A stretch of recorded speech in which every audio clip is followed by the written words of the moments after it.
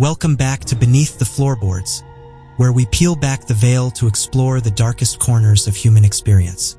Today's tale takes us to the rolling hills of Yorkshire, England, in the autumn of 1991, a time when the world trembled with the resignation of Margaret Thatcher and the collapse of the Soviet Union.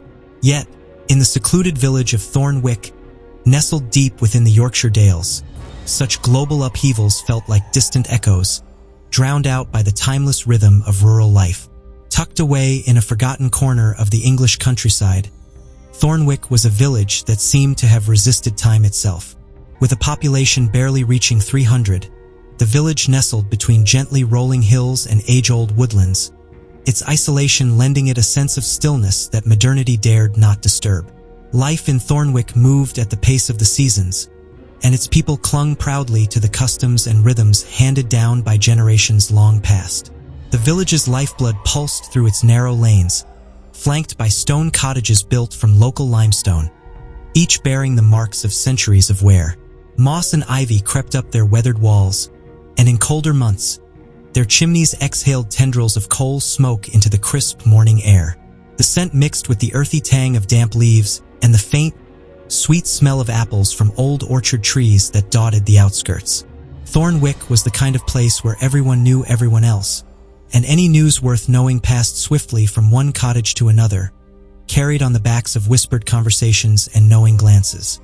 Mrs. Patterson's bakery stood near the village green, its pale blue door perpetually swinging open and shut as customers came and went. Inside, the air was thick with the warm, yeasty scent of rising dough and the buttery aroma of fresh scones.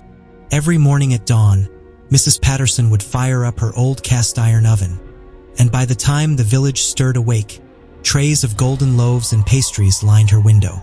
Locals swore by her crusty rye bread and honey-buttered crumpets, and even the postman made detours to grab a slice of her famous apple tart. A short walk from the bakery led to the Morco Inn, a squat stone building with a sagging roof and smoke-blackened beams. It had been serving the village since before the Industrial Revolution, and its history was carved into every dented tabletop and tarnished brass handle. By day, the inn was quiet, its wooden benches occupied by the occasional traveler or local seeking a moment of solitude. But come evening, it transformed into the heart of the village's social life. Farmers, weavers, and schoolteachers gathered over mugs of dark ale, discussing livestock prices, the next harvest, or the church roof that always seemed to need repairs. Behind the bar, old Mr. Hargrave presided with the steady hand of a man who'd seen everything and forgotten nothing. Rumor had it he knew the secrets of every family in Thornwick, though he kept them locked behind his pale blue eyes and tight-lipped smile. His daughter, June, helped run the place, flitting between tables with practiced ease and a quick wit that could silence even the loudest drinker. The village post office, painted a fading shade of red, doubled as Thornwick's general store. It was run by the Whitmore sisters, Agnes and Beatrice, whose uncanny synchronicity had become a village legend. They spoke in near unison, finishing each other's sentences with eerie precision, a trait that both fascinated and unnerved newcomers. Tall and spare, with identical gray buns and matching floral cardigans, the Whitmore sisters had lived in the same cottage all their lives and had seen generations of villagers come and go. Their shop sold everything from stamps to sardines, and they had an uncanny ability to recall every customer's preferences. "Mr. Lloyd, your pipe tobacco's in," one would say. "And don't forget your wife likes the strawberry jam, not raspberry," the other would add, all without a pause. For all their oddness, they were beloved, their presence a comforting constant in a world that seemed to be changing faster than Thornwick cared to. But perhaps the true soul of Thornwick lay in the ancient church that stood at the village's center. St. Michael the Archangel Church was a majestic structure of weather-worn stone, its 800-year-old Norman tower rising proudly above the rooftops. Each Sunday, the bells would toll with a deep, solemn cadence that echoed across the hills and fields, calling villagers to worship just as it had for centuries. Inside, sunlight filtered through stained glass windows, casting jewel-toned patterns on the flagstone floor. The scent of old wood, beeswax, and incense lingered in the air. The churchyard was filled with leaning gravestones, their inscriptions faded by time, but many of the names were still familiar, ancestors of those who now sat in the pews or ran the local shops. Reverend Callahan, a gentle man with a fondness for gardening and well-worn sermons, had served the parish for over 30 years. He knew each of his flock by name, and his homilies were often peppered with references to their gardens, pets, or recent family squabbles, making him both endearing and gently persuasive. Thornwick School, a red brick Victorian building at the edge of the village, taught fewer than 20 children. Its single classroom was decorated with hand-painted murals and filled with the cheerful chaos of tiny desks, finger-painted art, and well-thumbed books. Miss Penelope Reed, the teacher, was a young woman from the city who'd come to Thornwick for a year and stayed for 10. Her love for the children and the village had grown roots. Despite its slow pace, Thornwick was not without its dramas. Disputes over hedgerow boundaries, rumors of stolen chickens, and the occasional feud over an ill-timed romance stirred the calm now and then. Yet, these small storms passed, soothed by time and a shared sense of belonging. There was a comfort in the predictability of village life, a rhythm shaped by harvest festivals, midsummer fairs, and winter carol services that lit up the cold nights with warmth and laughter. And though the world beyond Thornwick's borders marched on with relentless speed, bringing with it smartphones, online shopping, and cars that barely made a sound, the village remained, in many ways, untouched. It held fast to its traditions, its rituals, and the quiet certainty that community mattered more than convenience.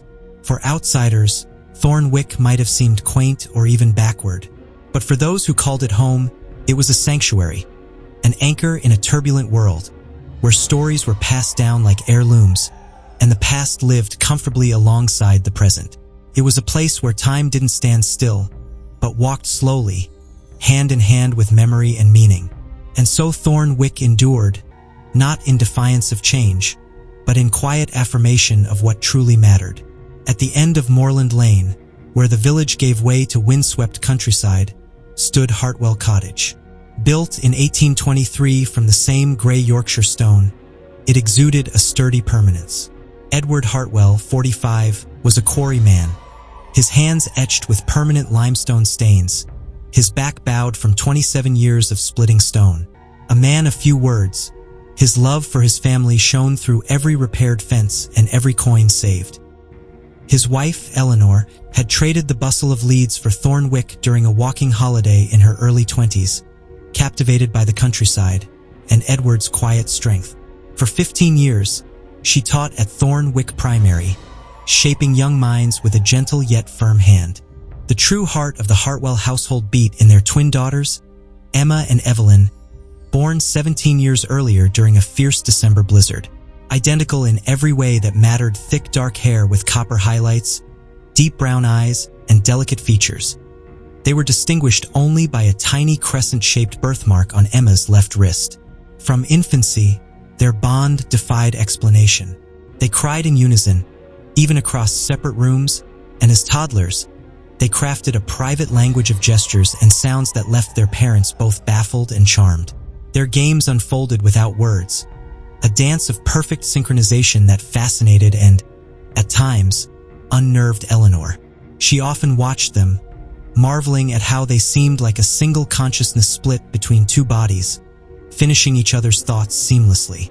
The villagers grew accustomed to their quirks.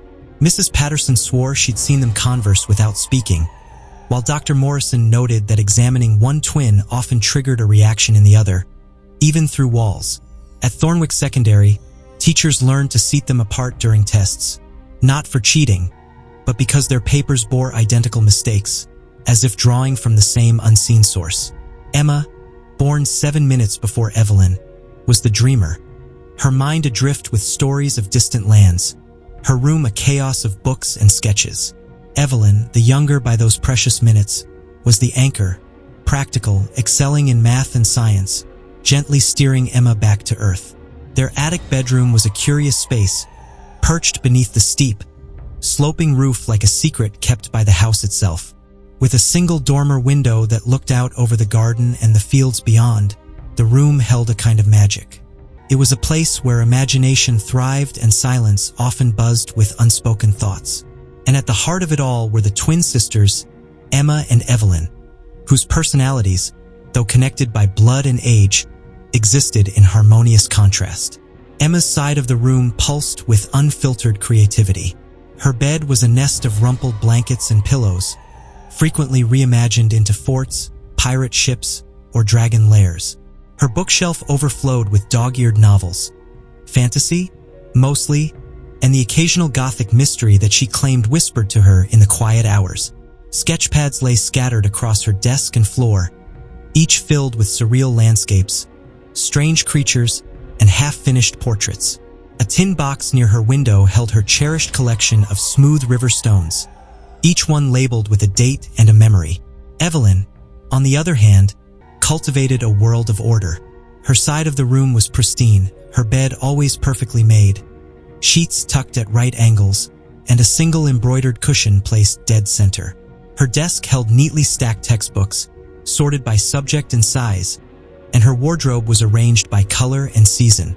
Evelyn's shelves displayed trophies, not of sports or music, but academic decathlons and spelling bees, each a symbol of discipline and dedication. Where Emma invited chaos, Evelyn instilled calm. And yet, in their separate orbits, the girls found a gravitational balance. The most striking object in their room was the antique Victorian mirror. It stood tall on clawed feet, its silver frame once brilliant but now dulled by age and time. Intricate carvings of ivy leaves and angelic faces wound their way around its edges, some chipped, some smudged, as though they had been touched by more than just dust. The glass itself bore faint ripples and distortions, the kind that made one's reflection seem subtly wrong. An eye a little higher, a mouth slightly wider, like a dream remembered half wrong. The mirror had not always lived in their room. It once resided in the master bedroom, a family heirloom passed down from their great-grandmother Eleanor. Their older brother Edward had tried to tolerate it, but after months of avoiding his own reflection, he finally convinced their mother to move it elsewhere. Emma and Evelyn were delighted by its arrival. While Edward found it eerie, the twins saw something else entirely. They made a game of it. Each afternoon, after schoolwork was done and the house had settled into post-dinner quiet, the girls would sit before the mirror and invent tales. To them, it wasn't merely a mirror, it was a portal. They named the world beyond it Ilaris, a land ruled by glass-winged butterflies, sentient shadows, and trees that whispered your secrets back to you. Emma sketched maps of Ilaris, its mountains of crystal and lakes that shimmered with stardust. Evelyn wrote down laws and customs, organizing the society of mirrorfolk and debating the ethics of their shimmering civilization. Some nights, when the wind howled through the rafters and the shadows stretched long and crooked across the wooden floor, the mirror seemed to hum with energy. Emma swore she saw flickers of movement, figures not her own, dancing just behind the glass. Evelyn, skeptical by nature, insisted it was just the light. Yet even she could not deny the strange comfort and allure the mirror offered. On one such night, the sisters sat cross-legged before the glass.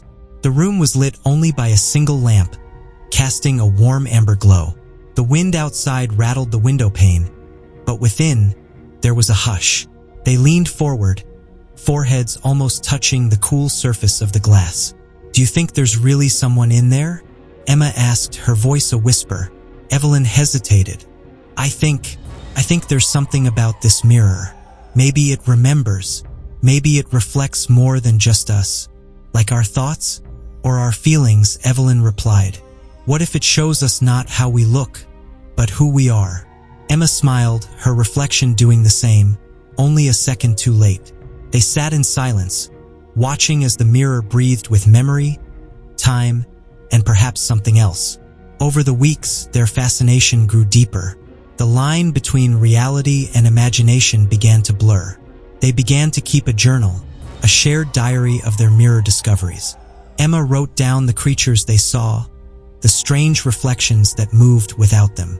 Evelyn noted patterns, times, moods, and changes in the glass's tint.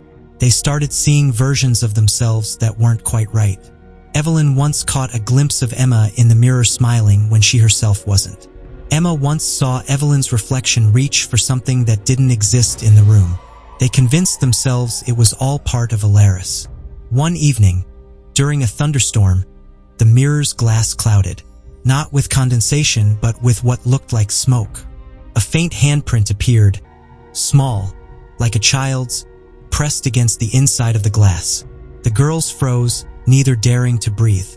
Then, just as suddenly, it vanished. From that day on, they no longer treated the mirror like a toy. It became a companion, a confidant. They spoke to it, not always expecting answers but finding solace in the ritual. Emma's stories turned darker, filled with betrayal and illusion. Evelyn's notes became more frantic, less structured, as though logic was slipping through her fingers. Their parents noticed the change, the sleepless nights, the whispered conversations, the growing divide between the girls and the world outside their room. But the twins insisted they were fine. More than fine. They were explorers, chosen guardians of a world no one else could see. But the truth was simpler and perhaps sadder. In that attic bedroom, beneath the beams and beside the old Victorian mirror, two girls found a world that belonged only to them. And whether Alaris was real or not hardly mattered. It had given them something the world could not. A place to be entirely themselves, together and apart, reflected in the strange silver glass that remembered everything. October 15th, 1991, began like any Tuesday. Eleanor rose early, the kitchen filling with the scent of brewing tea, while Edward dressed for the quarry with the quiet efficiency of decades. The twins descended, synchronized in their school uniforms, but something was off. Emma was distant, her usual chatter replaced by a hollow silence. She ate her porridge mechanically, her gaze drifting to the small mirror by the coat pegs. "Penny for your thoughts, love?" Eleanor asked, breaking the quiet. Emma startled. "Oh, sorry, Mom. Just thinking about the school play." Cast as a witch in Macbeth, she seemed preoccupied. "Nervous about performing?" Edward asked, pausing at the door. "Not nervous exactly," Emma replied, her eyes flicking to the mirror again, "but wondering about it all, about becoming someone else on stage and what happens to who you really are." A frown creased her brow, an unusual depth for her typically emotional nature. "It's just acting, Evelyn said gently. "You're still yourself underneath." But Emma's voice took on a dreamy quality. "Am I? When you're someone else completely, where does the real you go? Do you disappear, watch from inside, or become someone different altogether?" The questions hung heavy, clashing with the cheerful autumn light. Edward cleared his throat and left for work with uncharacteristic haste, while Eleanor exchanged a puzzled glance with Evelyn. The walk to school was equally strange. For 17 years, they chatted their way along the lanes, but today Emma walked in near silence, captivated by every reflective surface. Shop windows, puddles, even car chrome. "You're being odd today," Evelyn finally said at the school gates. "What's wrong?" "Nothing's wrong," Emma replied, her eyes locked on a shop window.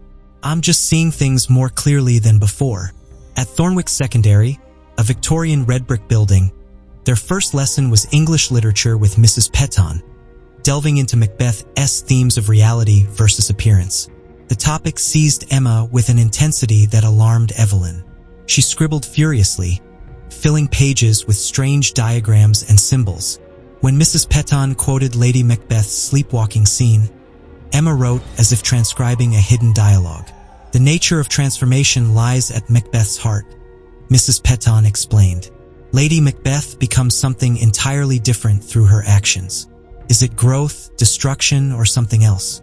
Emma's hand shot up. "Mrs. Petton, what if it's not metaphorical? What if Lady Macbeth actually becomes someone else, and the original person goes somewhere else?" Silence fell upon the classroom like a heavy curtain. The walls of room 14, usually filled with the rustle of papers and the hum of adolescent distraction, now held only stillness. Sunlight filtered through high, dust-speckled windows, casting long golden bars across the rows of desks. The smell of old wood, ink, and the faint tang of chalk lingered in the air. At the center of it all sat Mrs. Petton, her spectacles perched low on her nose, one brow slightly raised. Emma, seated third from the front, was still gazing out the window, her face oddly serene. She didn't look at Mrs. Petton or her classmates. Her voice, when it came, was quiet but carried. What if being yourself isn't fixed? What if it could be moved, shared, or even swapped entirely? A few students exchanged glances. Liam from the back row snorted, but no one else laughed. Evelyn, sitting beside Emma, felt something twist in her stomach. That voice, it sounded like Emma, but there was something else beneath it, something older, more assured, more distant. Mrs. Petton tilted her head, intrigued. Go on, Emma. What do you mean by swapped? Emma's gaze remained distant. Her fingers played absent-mindedly with the corner of her notebook, its pages curling slightly from overuse. Like in Shakespeare, Lady Macbeth in the sleepwalking scene. She's not the same person who plotted Duncan's murder. Maybe it's not guilt. Maybe she's not even Lady Macbeth anymore. What if someone else is wearing her face, living her life for her? A stunned silence followed. Mrs. Petton blinked. It was not unusual for Emma to contribute with emotional insights or literary observations, but this felt like something else entirely. The room, for a moment, no longer smelled of chalk and paper but of damp stone corridors and whispered secrets. Evelyn sat rigidly. The hair on her arms rose. It wasn't just the idea, it was the way Emma said it. Her voice didn't waver, didn't rise or fall with curiosity. It was calm, certain, like she wasn't proposing a theory, but recalling a truth. Mrs. Petton folded her hands, nodding slowly. You're suggesting something almost supernatural, sophisticated, though I doubt Shakespeare intended literal identity displacement. Emma turned her head slightly, her eyes finally meeting Mrs. Petton's. Maybe he didn't, she said, but stories don't always belong to their creators. Once they're written, they become something else. What if a story is like a house with open doors? What if someone steps in, rearranges the furniture, and starts living there unnoticed? The analogy hung in the air. A girl in the front row scribbled the words in her notebook, sensing they were important. A boy in the corner shifted uncomfortably. Evelyn felt her breath catch.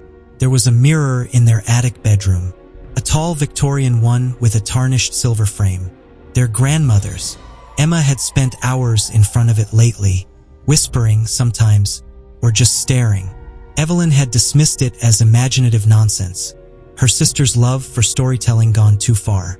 But now Emma was saying things she had never said before, concepts she'd never studied, words that didn't seem to be hers. Mrs. Petton leaned forward slightly. You're saying we may not always know who we are, or if we are truly ourselves at all? Emma nodded. Her expression didn't change. Not just that. What if you were replaced and no one noticed? What if someone stepped into your life, took your place, spoke your words, wore your habits, and everyone believed it was still you? Even you started to believe it over time. The class was still. The hum of the radiator in the corner sounded suddenly like the groan of something ancient waking up. Mrs. Petton, who prided herself on challenging students to think deeply, found herself unsettled. There was an eerie conviction behind Emma's words, as though she wasn't analyzing a play, but explaining a lived experience. Evelyn finally spoke. Her voice was thin. That's not how you usually talk about Shakespeare. Emma looked at her slowly. Her eyes were still the same color, still the same shape, but something behind them felt deeper. Maybe I just see things more clearly now, she said gently. The bell rang. The spell broke. Chairs scraped back, bags were slung over shoulders, and the students filed out, murmuring to one another. But Evelyn lingered. She watched her sister pack her books carefully, moving with a grace that felt slightly off. Not wrong exactly, just practiced, polished. Are you okay? Evelyn asked, her voice a whisper. Emma glanced up, smiling faintly. Of course. Why wouldn't I be? Evelyn said nothing. But that night, as the wind rattled the dormer window and the moonlight slanted across their attic bedroom, she lay awake. Emma was at the mirror again, talking softly, smiling at something only she could see, and Evelyn began to wonder, Had someone else stepped into her sister's life? And if so, where had Emma gone? Evelyn couldn't focus. At break, she confronted Emma. What's happening to you? You're talking like someone else, cleverer, but strange. And you keep staring at shiny things.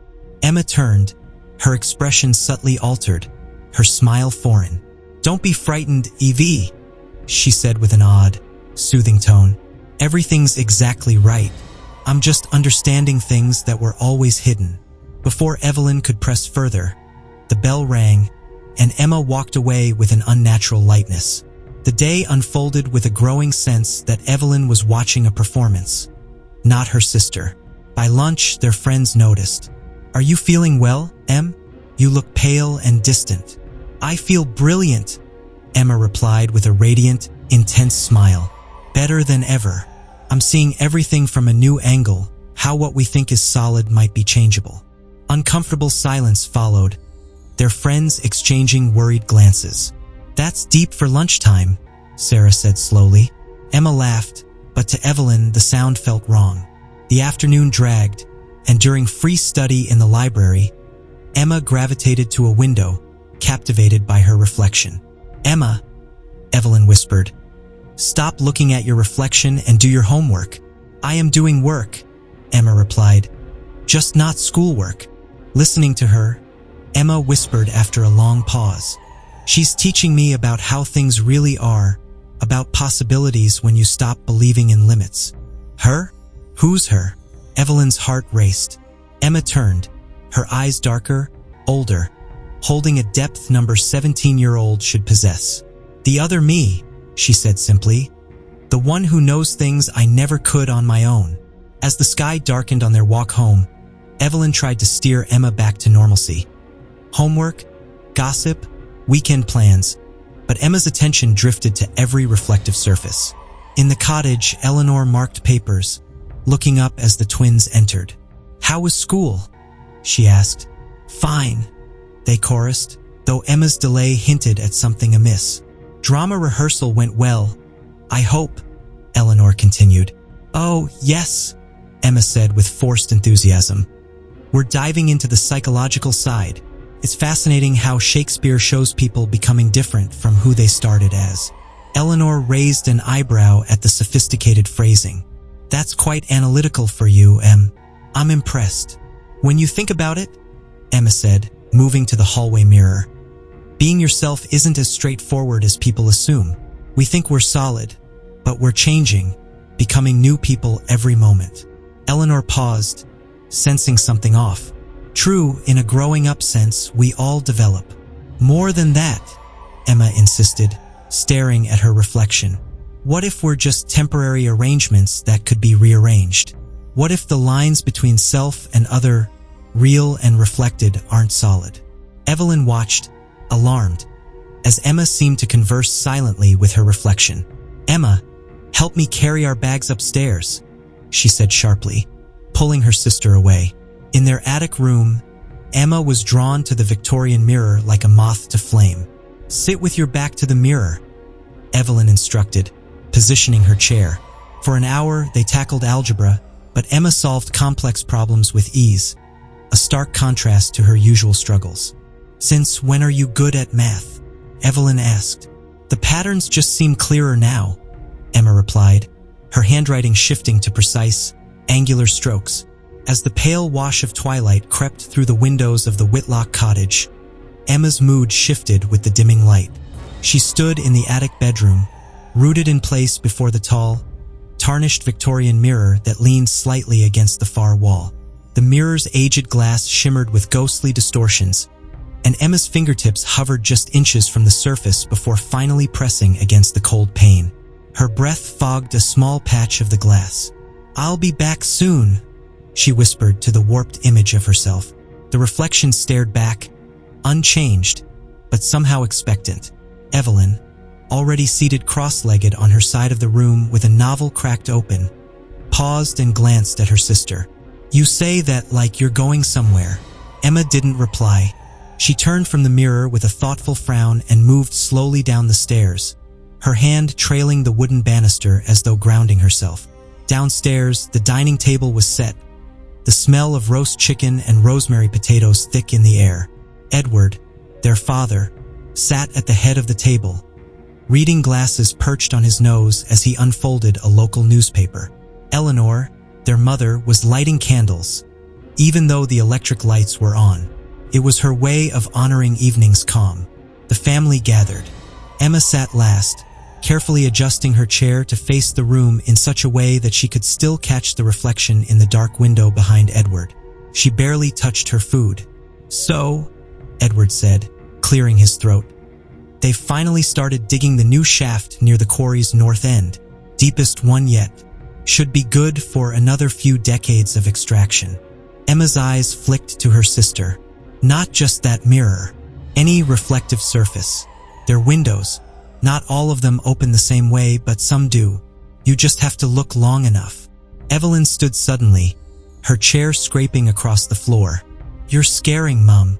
Emma rose too, but calmly, her hands loose at her sides. "I'm not trying to scare anyone. I'm trying to explain something I've only just begun to understand." Edward interjected firmly. "Enough of this now. We're having a nice meal.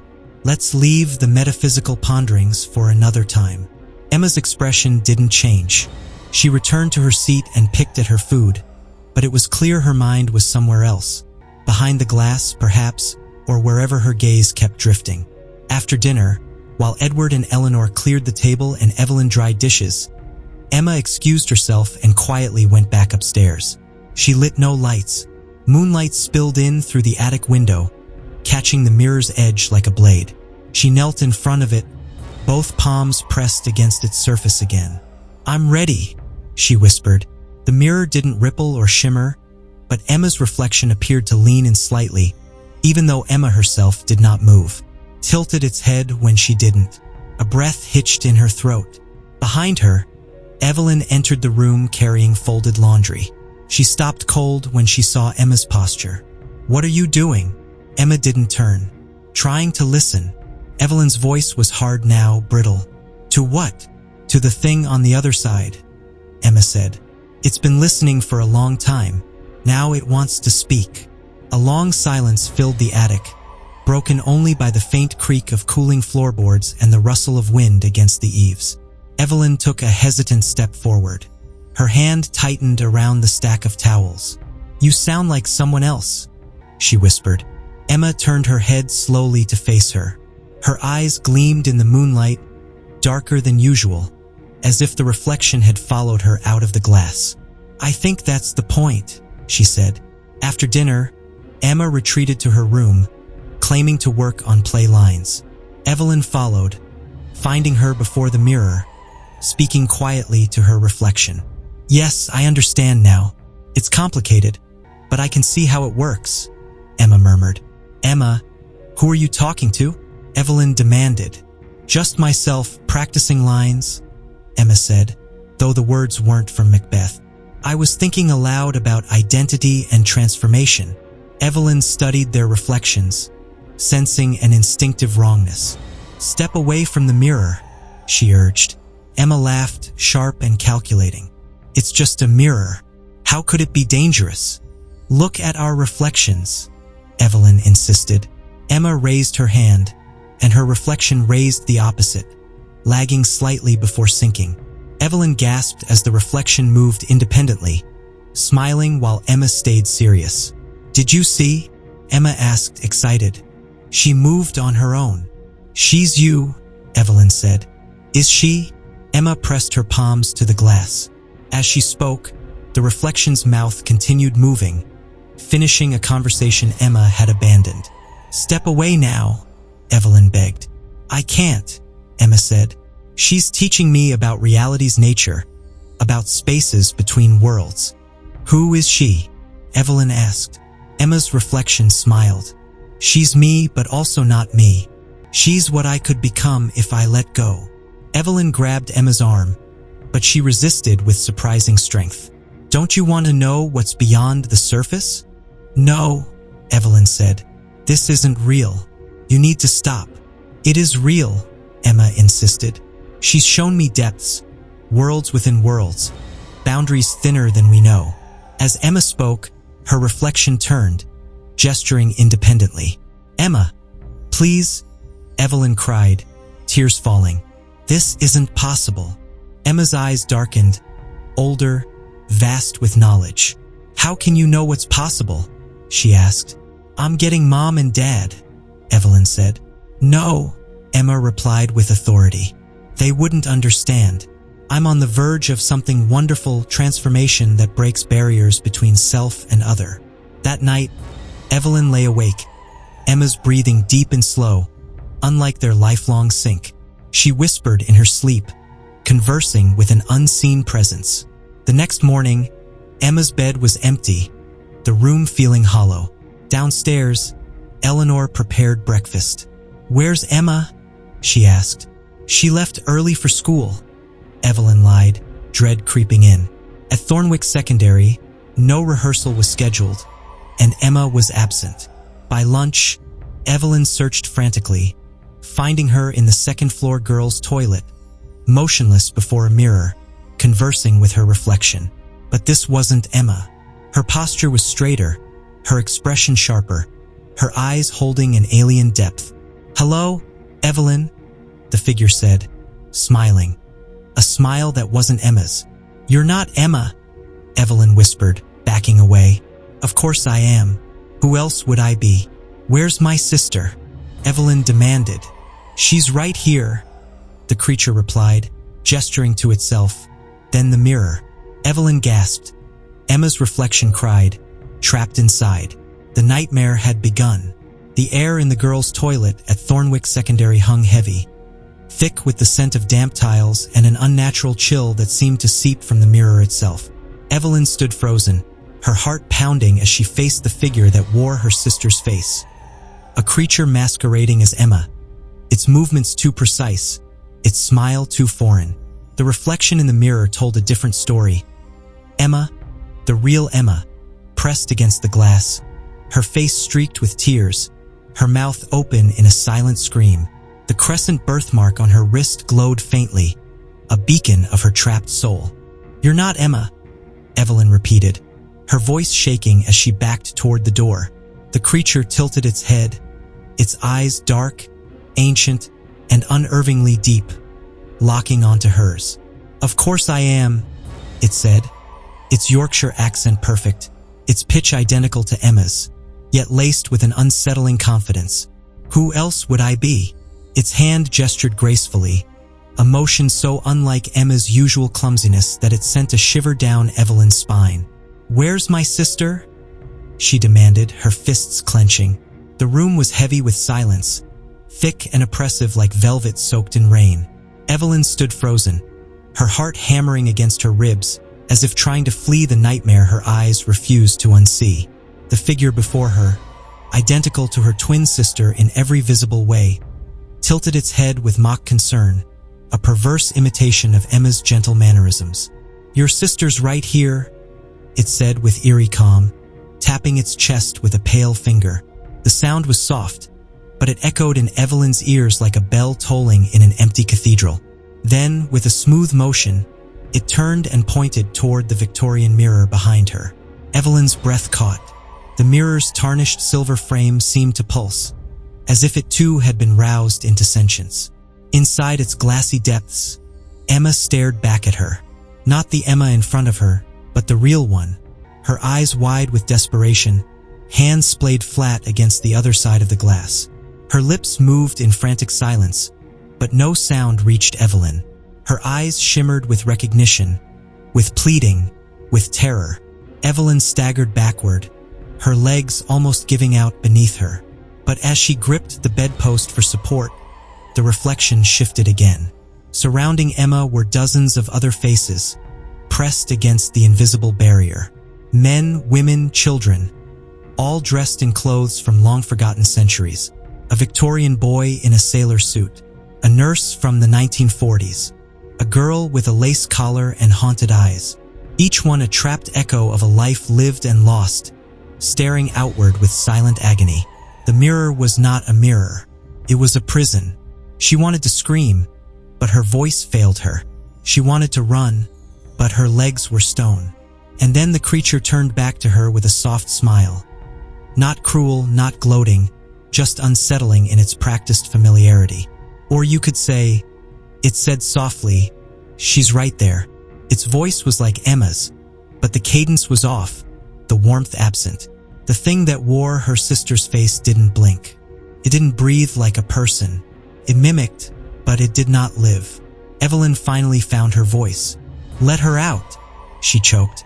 The entity's smile deepened, its head tilting further to the side, as if considering her request.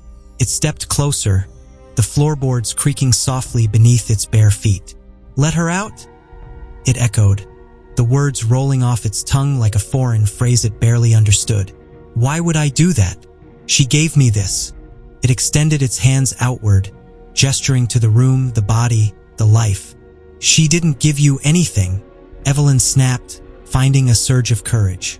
"You stole it. You tricked her. Let her go." A flicker of annoyance flashed across the creature's features. For the first time, the illusion faltered. Its eyes shimmered, not with tears, but with something ancient and cold. Something from a realm where emotions were studied, not felt. "She was curious," it murmured. "They always are. The curious ones look too long. They ask questions. They want to know if there's more beyond the glass. And there is. Oh yes." Evelyn took a step forward, her eyes locked on the mirror. Emma was still there, tears streaming down her cheeks, mouthing her name again and again. Evelyn pressed her palm to the glass, and Emma mirrored the movement, their fingertips aligning across the impossible barrier. Evelyn turned toward the mirror again. The reflections within grew more desperate, more crowded. Some had given up, others reached out with clawed hands, driven mad by their captivity. Emma remained calm, resolute, though the fear in her eyes betrayed her. "I'll do it," Evelyn said at last, her voice steady despite the tremble in her limbs. "Take me. Let her out." A silence followed, a heavy, thoughtful silence. Then the creature laughed. Not a loud laugh, but a sound like glass breaking underwater. "You'd give up your life?" it asked. "Your body? Your world? Without her, none of that means anything." It studied her, the mockery melting into something closer to awe. Then, slowly, it stepped aside, gesturing toward the mirror. "Very well. Touch the glass. And remember, you choose this." Evelyn didn't hesitate. She pressed both palms to the surface, and a jolt ran through her. Ice and fire and soundless thunder.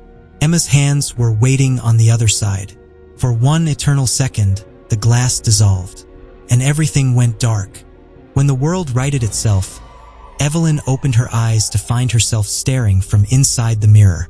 Her scream was soundless. Emma stood in the room, gasping, real and alive. She turned toward the mirror, recognition dawning. "Evelyn?" But the creature was already behind her. Its smile returned. Now, it whispered. "No more trades." The creature's smile widened, revealing teeth that gleamed too sharply in the dim light. "That's not possible," it said with a patient tone, as if explaining a simple fact to a child. "You see, there can only be one of us in each world at a time. Emma invited me through, and now I'm here. The exchange is permanent." Evelyn shook her head, her voice rising. "That's impossible. Mirrors don't work that way, do they?" The creature stepped closer, its presence suffocating. "How much do you really know about how mirrors work, Evelyn? Do you understand the physics of reflection? How light and image interact with glass and silver? Do you know what happens to consciousness that gazes too long into its own reflection?" Evelyn's mind raced, unbidden thoughts surfacing. She'd never considered the mechanics of mirrors, had always accepted them as mundane tools. The creature pressed its palm against the glass, and the reflection rippled. "Watch carefully," it murmured. In the mirror, the trapped souls multiplied, their faces contorted with desperation. Some wore Victorian dresses, others tattered wartime uniforms, their hands clawing at the barrier. "How many people have you trapped?" Evelyn whispered, horror sinking in. "Trapped is such negative language," the creature chided. I prefer relocated. The reflected world needs inhabitants, and this world, it gestured around with appreciation. This world is so much more vivid, colors more intense, sensations more complex. Can you blame us for wanting to experience it? Us?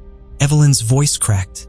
Oh yes, many of us, it said, circling her like a predator.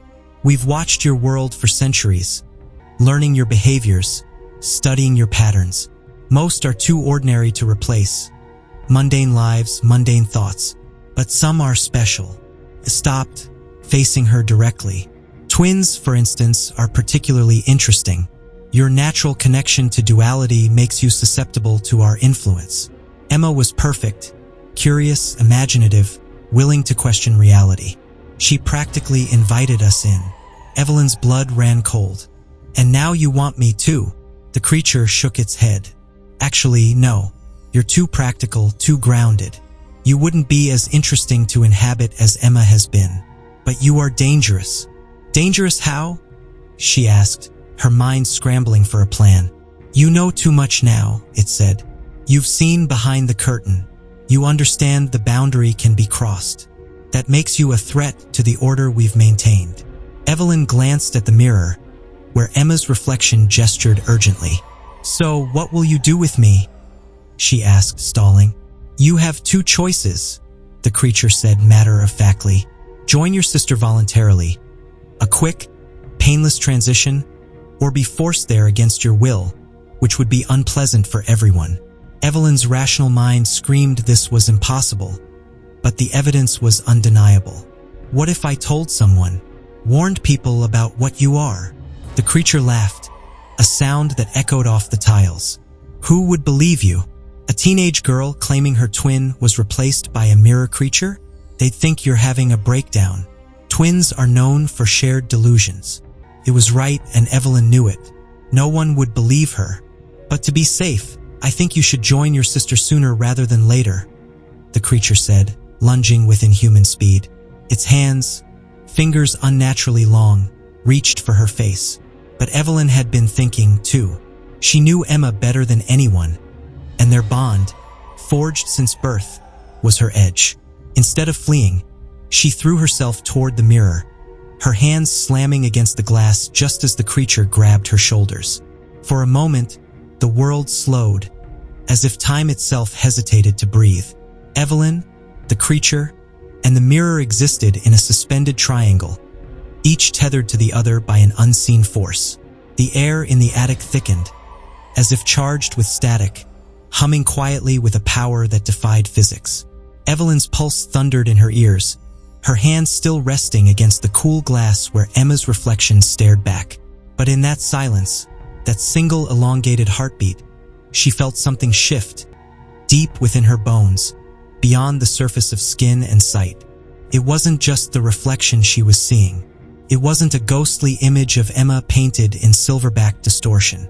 She felt her, truly felt her, like an echo inside her chest, or a spark flickering at the edge of consciousness. Emma was there, not in the reflection, not in some abstract dream space, but there, behind the glass. Trapped, alive, fighting. Evelyn's breath caught in her throat, a gasp that never quite made it to air. She closed her eyes for a split second, searching for that tether again. And there it was, the unmistakable current of twinship, the wordless bond that had always bound them since birth, before words, before memory. It had whispered to them in cribs, spoken through glances in crowded rooms, and now, it screamed across the impossible divide of dimensions. She reached for Emma, not with fingers, but with something deeper, with intention, with memory, with the private, silent language they had always shared. It wasn't words, but a shape, a rhythm, a dance of energy that pulsed between them when they were children, hiding beneath the same blanket from thunderstorms. When one cried, the other knew. When one stumbled, the other winced. It was ancient and theirs alone. Emma, she called, not aloud, but within. It wasn't a name, exactly. It was the shape of Emma's laugh, the feeling of her breath against Evelyn's cheek when they stayed up late sharing secrets. It was their bond, compressed into a frequency beyond speech. In the mirror, Emma's eyes widened. Her mouth formed a perfect stunned O and then recognition. Her gaze locked with Evelyn's, not through the reflection, but within it. Her hand, ghosted behind glass, rose to match Evelyn's. Palms aligned, their fingers mirrored. Emma's touch didn't warm the glass, but it shimmered faintly where they connected, as though the boundary between them was no longer impenetrable. A soft pulse traveled through Evelyn's palm. The mirror throbbed with life, like a heartbeat. No, not a heartbeat. Their heartbeat, the synchronized rhythm of two lives always intertwined. A memory surged through Evelyn's mind. Their 4th birthday, blowing out candles in perfect unison. Emma skinned her knee on the playground and Evelyn cried without knowing why. The time they switched places in school and fooled everyone, but never their parents. The feeling of Emma's breath on her neck the night she'd had her first nightmare, chased by shadows she couldn't name. Evelyn's lips trembled. She pressed harder into the glass, not to break it but to join it. Her whole body leaned forward as if she could will her spirit across the barrier. The creature beside her shifted uncomfortably, the moment's stillness breaking slightly. "What are you doing?" it asked, voice wary. But Evelyn didn't answer. The creature's voice was distant now, like a distant thunderstorm. Her focus tunneled toward the mirror, toward the girl trapped behind it. Her sister, her twin, her other half. Emma's expression had changed. Gone was the terror. In its place was something else. Belief. She believed Evelyn could reach her. That was enough. "I'm coming," Evelyn whispered, her voice a thread of air. "Just hold on." Emma nodded, eyes brimming with tears. The mirror rippled again, distorting their features for a heartbeat. And then Evelyn felt it, pressure building beneath her palm, a vibration that hummed up her arm and settled behind her eyes. It wasn't pain, but intensity, like staring into the sun too long, or hearing a sound pitched just above hearing. She gritted her teeth, bracing herself. Her other hand joined the first, pressing flat against the glass, fingers spread. The attic around her dimmed, the candlelight from the sconce flickering erratically. The creature stepped back, murmuring in a language Evelyn couldn't understand. But none of that mattered, because in the next second, the mirror glowed. A white light bled from the corners of the frame, tracing the ornate vines and roses etched into its surface. The silver glass turned to mercury, swirling with liquid motion. The faces behind Emma, those lost souls, vanished into mist, leaving only her, only Emma, and then a sound, a low, resonant hum, like a bell ringing beneath the earth. The mirror flexed inward, concave, warping like a bubble. Evelyn didn't think. She followed the bond. Her body moved without her command, as though guided by instinct more ancient than flesh. She leaned in, pressed forward, and for one impossibly long second, her hands passed through. They met Emma's, flesh to flesh, no longer mirror, no longer glass, just skin. And then, everything went white. The creature realized too late. It yanked Evelyn back, but the bond between the twins, strengthened by 17 years, overwhelmed it. The mirror's surface rippled like water, the barrier weakening. Emma pushed through from the reflected side as the creature tried to retreat. In the chaos, something tore. The creature screamed, a sound like reality itself shattering, as the mirror exploded. Shards flew, catching the light in a kaleidoscope of reflections across the walls. Evelyn shielded her face as crystalline fragments rained down, the scream cutting off into an unnatural silence. When the dust settled, she lowered her arms. Emma lay among the broken glass, bleeding from small cuts, but the crescent birthmark was visible. Her eyes opened, warm and familiar. "Evie," she whispered weakly. "What happened? I was somewhere cold and gray, with so many people." "It's okay," Evelyn said, helping her sit. "You're back. You're safe." But as Emma surveyed the wreckage, her expression darkened. "I remember some of it. She showed me things, terrible things about reality, about how thin the boundaries are." "It's over now," Evelyn reassured. Emma shook her head. "No, it's not." She told me there are others, lots of them, waiting for the right people to let them through. They left the toilet, stepping carefully over the glass. In the corridor, Evelyn caught their reflections in a trophy case. For a moment, she swore their images looked elsewhere, as if watching something beyond the glass. The nightmare wasn't over. It had only begun to unravel. That evening, the Hartwell cottage was quieter than usual. Edward returned from the quarry, his face etched with exhaustion, while Eleanor prepared dinner, humming a tune from her Leeds days. The twins sat at the kitchen table, their silence heavier than words. "You two seem off," Edward said, setting down his tools. "Everything all right at school?" Evelyn forced a smile.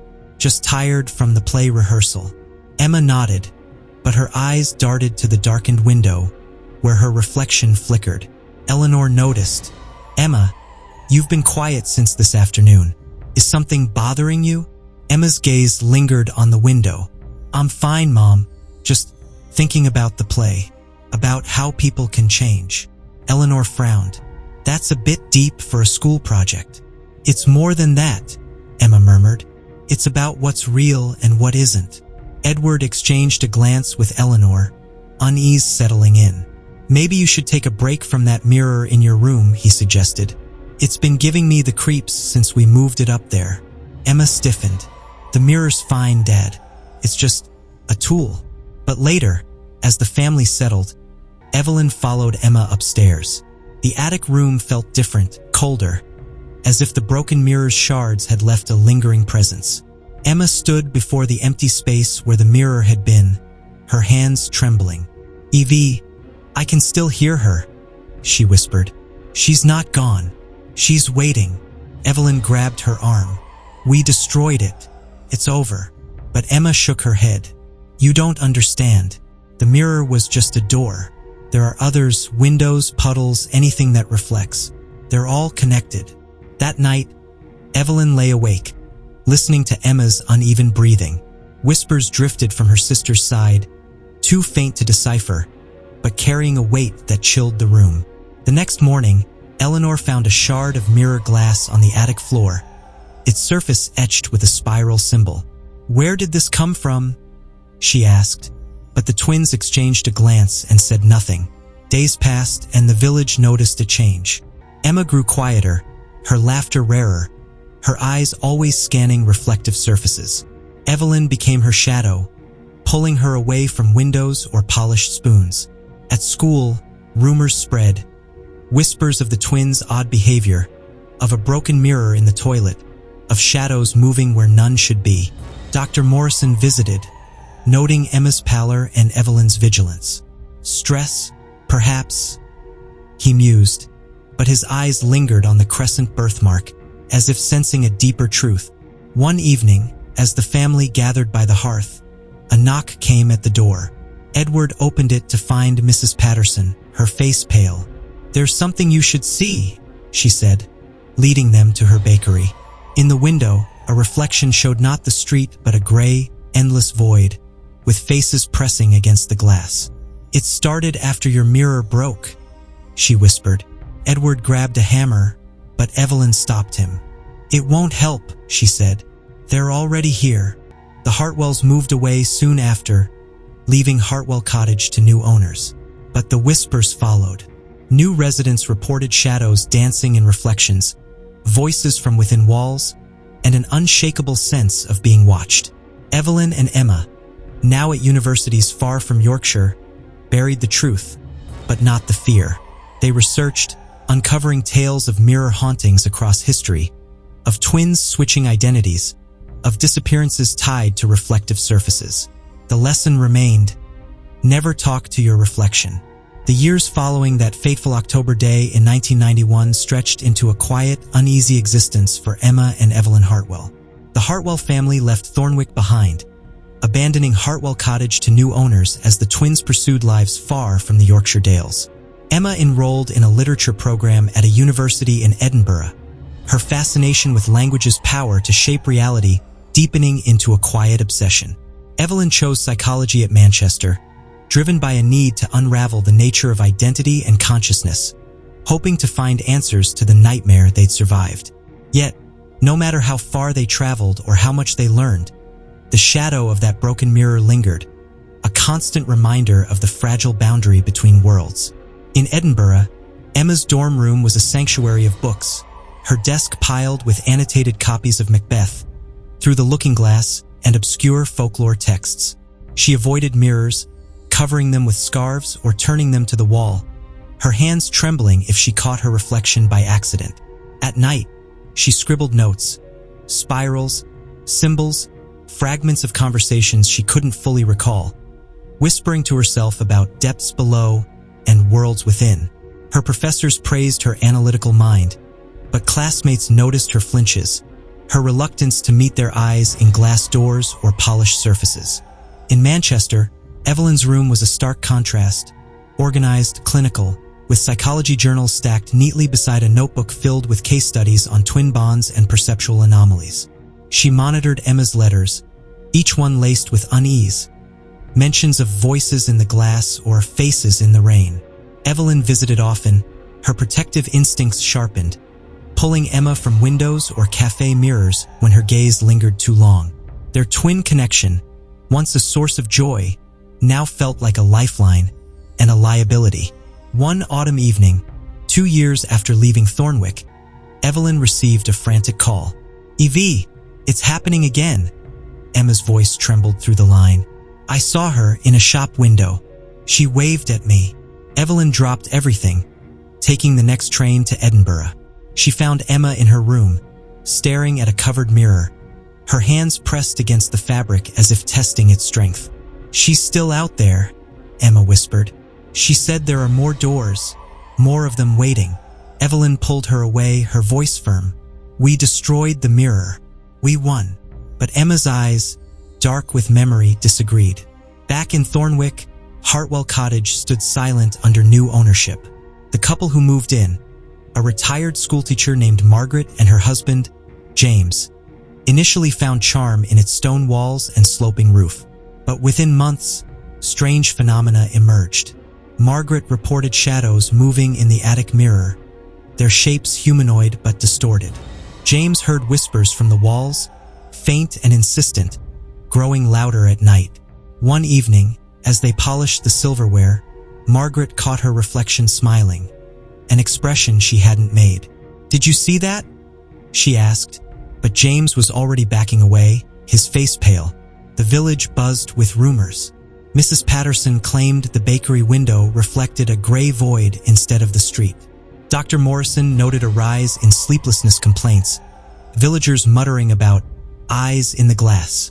The new owners called a priest, who blessed the cottage, but the rituals seemed to agitate the presence. One night, James vanished.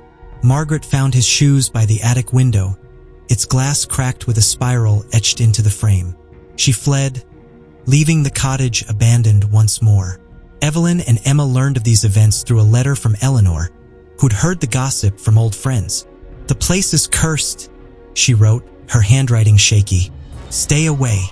But the twins couldn't ignore it. During a university break, they returned to Thornwick, armed with research, historical accounts of mirror hauntings, twin disappearances, and a theory that reflective surfaces acted as portals when certain conditions aligned. At the cottage, now boarded up, they stood before the attic window. The spiral etching pulsed faintly, as if alive. "Evie, we can't let this keep happening," Emma said, her voice steadier than it had been in years. "If there are others, we need to find a way to close the doors." Evelyn nodded, her psychology training kicking in. "We'll document it, patterns, triggers. Maybe we can predict when they'll try again." They spent hours inside, noting how reflections distorted in moonlight, how whispers grew when they spoke of the past. Emma sketched the symbols, her hands steady, while Evelyn recorded their effects. Temperature drops, a metallic taste in the air. One night, as a full moon cast silver light through the window, the air thickened. Emma froze, her reflection in the glass moving independently, its mouth forming words she didn't speak. "They're coming," it said, its voice echoing in the room. Evelyn grabbed Emma, pulling her back as the reflection reached out, its hand pressing against the glass from within. The window cracked, but held. "We need to break the connection," Evelyn shouted, smashing a chair against the frame. The glass shattered, and the whisper stopped, leaving a deafening silence. Exhausted, they sat among the debris, the cottage eerily still. "Did we stop it?" Emma asked, her breath ragged. Evelyn didn't answer, her eyes on a shard reflecting not their faces but a gray expanse, faces pressing against it. "Maybe," she said finally, "but we can't be sure." They left Thornwick that night, vowing never to return, but the knowledge weighed on them. Their research continued, a private mission to understand the entities they'd encountered. Years later, now in their mid-20s, the twins published an anonymous paper under a pseudonym titled The Fragility of Reflection. It detailed their experiences, linking them to historical cases, Victorian seances, medieval mirror rituals, modern disappearances. The academic world dismissed it as fiction, but a small online community took it seriously, sharing similar stories. Emma taught literature, weaving subtle warnings into her lectures, while Evelyn worked as a therapist, helping clients with unexplained fears of mirrors. Late at night, when the wind howled across their new homes, they remembered the sound of breaking glass, the moment the boundary shattered, revealing a truth they couldn't unsee. Reality, they learned, was a thin veneer, easily cracked by curiosity or despair. And sometimes, when they passed a mirror, they felt a presence, a whisper, a face that wasn't there staring back. Hartwell Cottage remains abandoned, its windows boarded, its stone walls weathering time. Locals avoid it, whispering of lights flickering in the attic, of reflections that move when no one's there. Eleanor and Edward, now retired, never understood their daughter's mirror phobia, attributing it to a teenage phase. But the twins knew better. They'd glimpsed the other side, and the lesson stayed with them. Never talk to your reflection. Because once you acknowledge the intelligence beyond the glass, you've opened a door that may never close. And so, the story of Thornwick lingers in Beneath the Floorboards, a tale of twin bonds, ancient horrors, and the fragile line between self and other. Some truths are better left buried, but once unearthed, they cast shadows that never fade.